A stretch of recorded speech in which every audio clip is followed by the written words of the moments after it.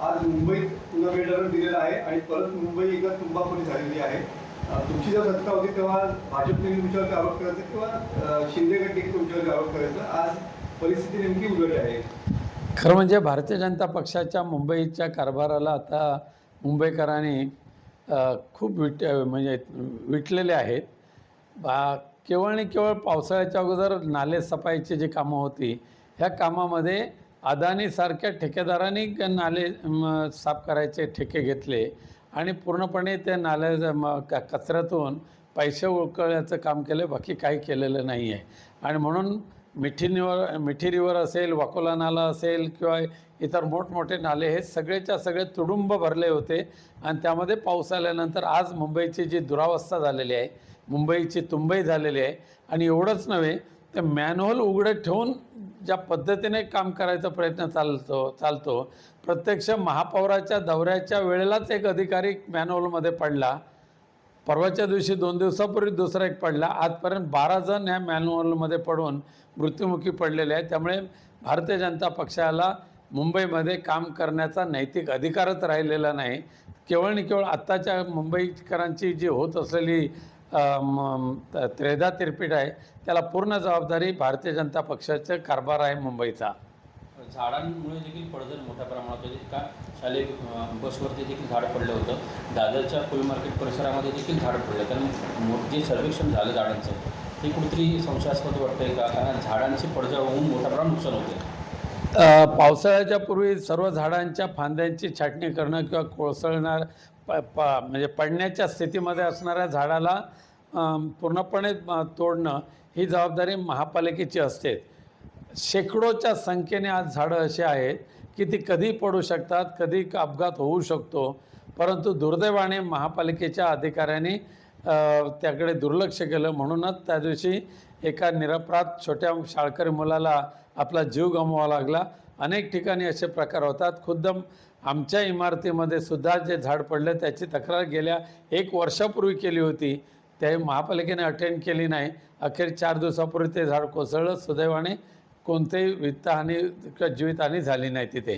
त्यामुळे महामार्गाची तारीख सध्या चालू आहे आणि मुंबई गोवा महामार्गाच्या कामाचं कुठेतरी निकृष्ट दर्जाला समोर येतं. कारण भिंती ज्या आहेत संरक्षक भिंती त्या बऱ्याच ठिकाणी कोसळण्याच्या घटना घडतात. त्यामुळे कुठेतरी मोठी दुर्घटना होण्याची शक्यता निर्माण होते. नक्कीच होते. गेल्या महिन्यात मी पुन्हा एकदा 4 वेगवेगळ्या ठिकाणच्या तक्रारी लेखी स्वरूपात केलेल्या आहेत मुंबई गोवा राष्ट्रीय महामार्गाच्या संदर्भात. आणि परंतु अद्यापही दुर्दैवाने त्याच्यावर कोणतेही लक्ष दिलेलं नाही आहे.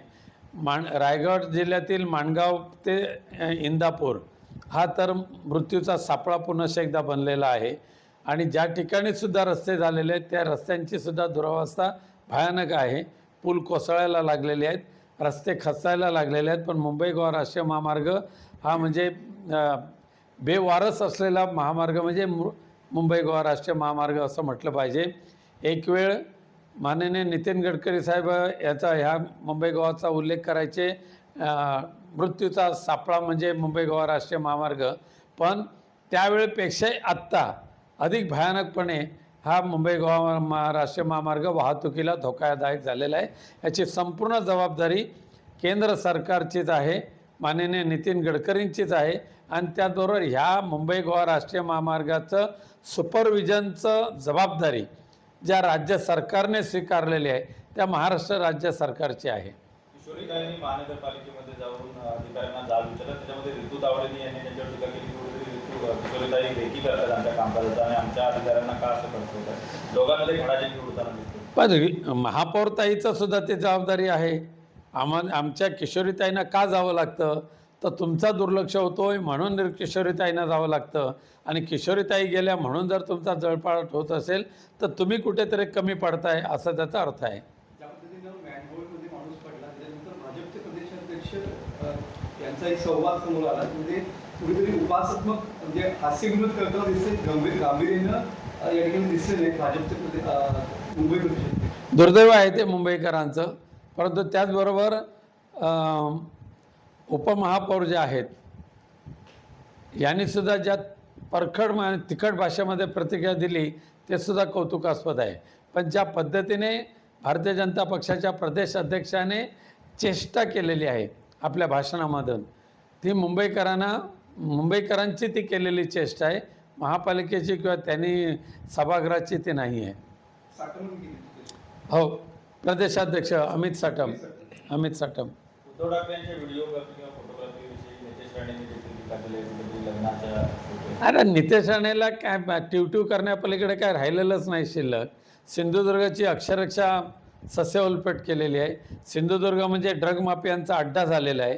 सिंधुदुर्ग म्हणजे मटका किंगवाल्यांचा अड्डा झालेला आहे.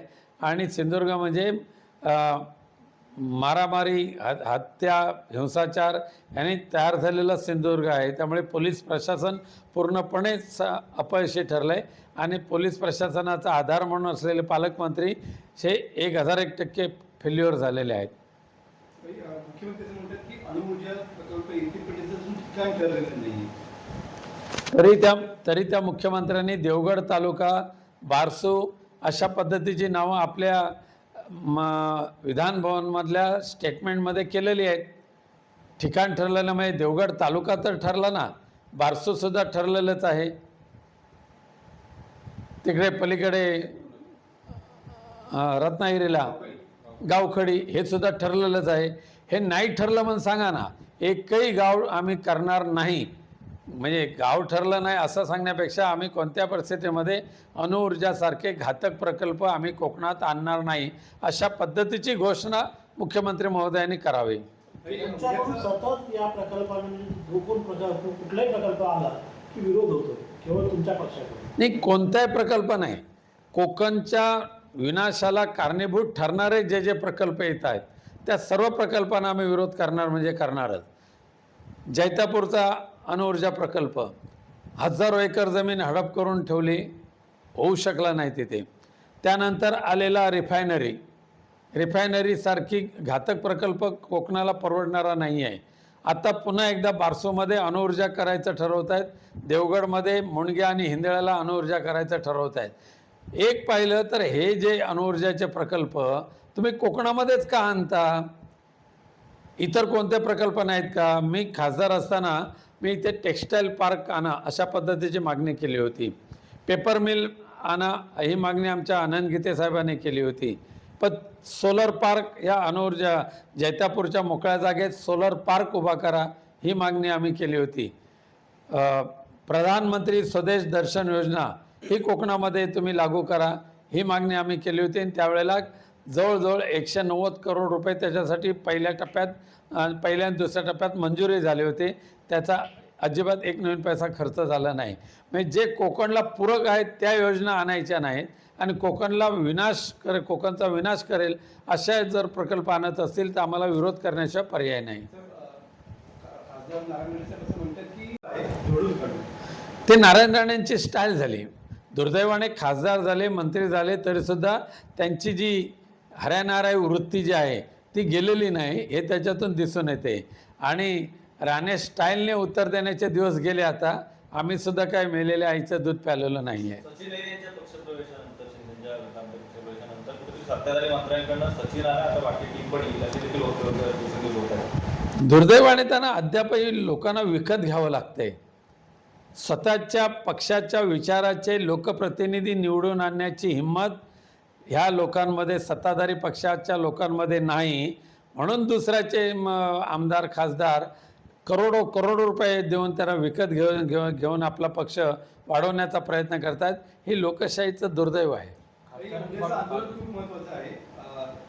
या ठिकाणी उद्धव ठाकरे साहेब स्वतः मंदिरात जाऊन या ठिकाणी पूजा करणार आहेत आणि रामरक्षा देखील म्हणणार आहेत.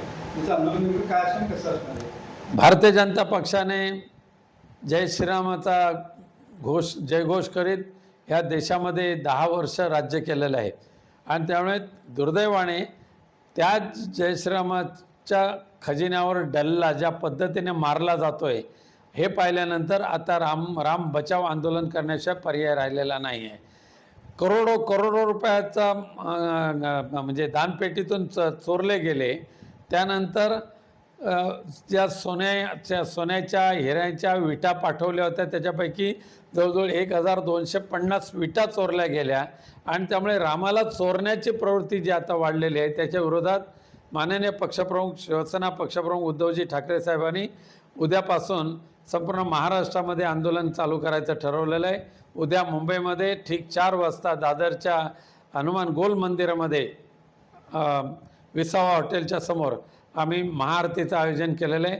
त्या ठिकाणी रामरक्षाचं वाचन केलं जाईल, हनुमान स्तोत्र वाचलं जाईल, हनुमान चालिसाचं सामुदायिक पठण केलं जाईल आणि हे जे संपूर्ण राम वाचवा अभियान संपूर्ण महाराष्ट्रामध्ये आणि देशामध्ये मोठ्या प्रमाणात राबवलं जाईल.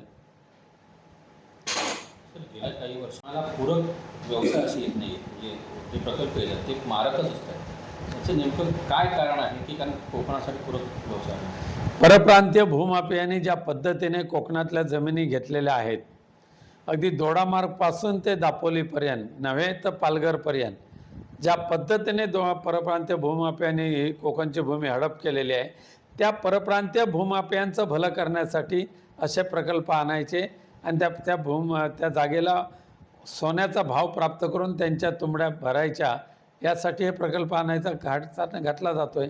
कोकणवासांच्या माती प्रकल्प मारले जातात. कोकणला संपवण्याचं हे दुष्टचक्र या सध्याच्या सत्ताधाऱ्यांकडून केलं जातं आहे. कोकणाला चांगला समुद्रकिनारा, निसर्ग सौंदर्य, पण अशा जर पर्यटन व्यवसाय या ठिकाणी जर वाढायला लागला तर कुठल्या तरी ग्रामीण पर्यटन असेल, शहरी पर्यटन असेल, पुढे चालना मिळेल तशा पद्धतीचे प्रकल्प आणावे. सुदैवाने रत्नागिरी आणि सिंधुदुर्ग हा 12माही पर्यटनाचा दोन्ही जिल्हे आहेत. 12माही.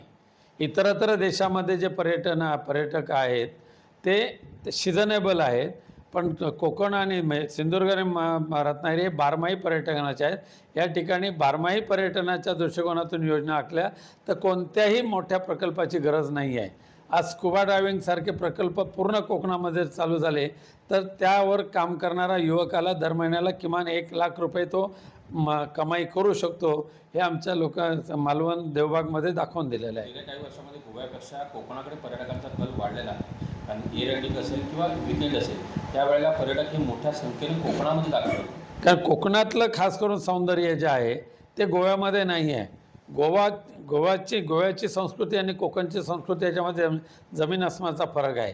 इथल्या लोकांचं आदरातिथ्य हे अत्यंत वाखाणण्यासारखं आहे आणि निर्भयपणे आम्ही कोकणामध्ये वावरू शकतो, राहू शकतो, ही भावना पर्यटकांमध्ये आहे. म्हणून कोकणामध्ये येणाऱ्यांची संख्या वाढलेली आहे.